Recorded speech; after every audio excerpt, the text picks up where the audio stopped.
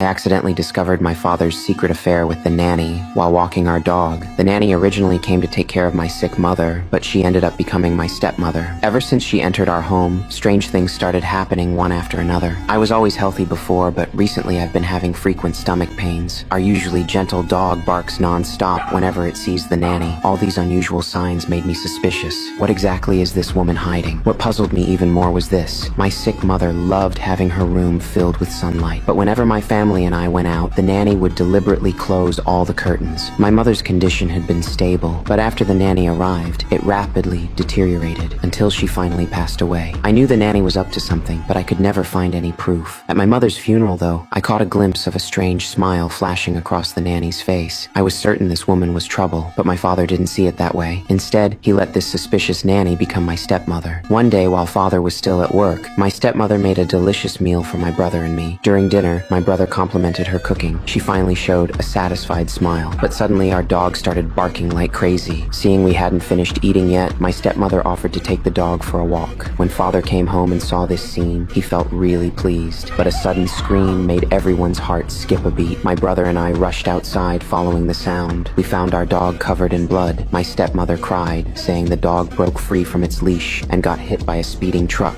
Seeing my stepmother's panicked state, father quickly went to comfort her, but rage filled my heart. I didn't believe a word. You did this. You killed him. Right, that's enough. Like you killed my mom. No. Shut up! I finally voiced my suspicions, but before father could stop me, my stomach started hurting severely again. The pain brought me to my knees. They rushed me to the hospital for a complete examination, but the doctors couldn't find anything wrong. Still, I was convinced my stepmother was secretly poisoning me. Father dismissed it completely, thinking I was just paranoid all the time. He said I was acting just like my late uncle who had schizophrenia. That put a weight on my mind. The next day, I searched online for symptoms of schizophrenia, but I didn't feel like anything was wrong with me. I was even more convinced the problem was my stepmother. The next morning, my stepmother brought me a steaming bowl of oatmeal. I sniffed it suspiciously, detecting a strange smell, so I secretly poured the oatmeal into my pencil case and called my friend to meet up. I was planning something important. Then I pretended to finish the oatmeal, grabbed my backpack, and got ready to leave. Where are you going? I'm just meeting a friend.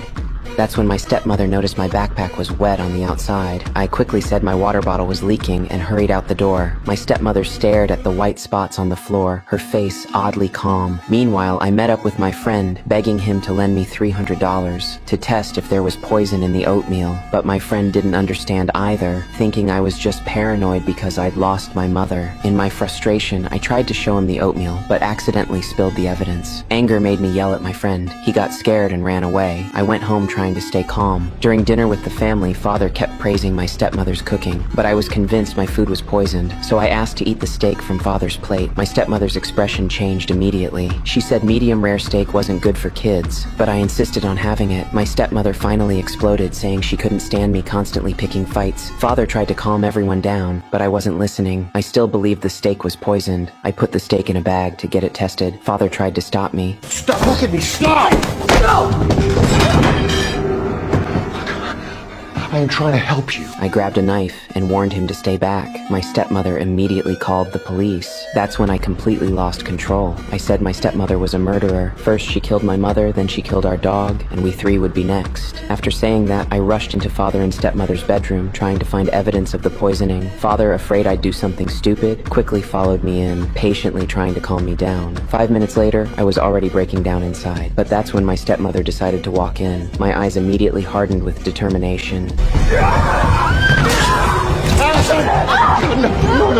The police arrived just in time to restrain me. That's what finally made me calm down completely. I realized I'd fallen into my stepmother's trap, but it was all too late. I was criminally detained for hurting my stepmother. Even though I was under 18, I still had to face legal consequences. Father had to hire a top lawyer to defend me, but there was no evidence my stepmother did anything wrong. The lawyer could only suggest I plead insanity. That was the only way to avoid punishment. But I stuck to what I believed and firmly rejected the lawyer's suggestion. That's when my brother walked in, tears streaming down his face, begging me to accept reality.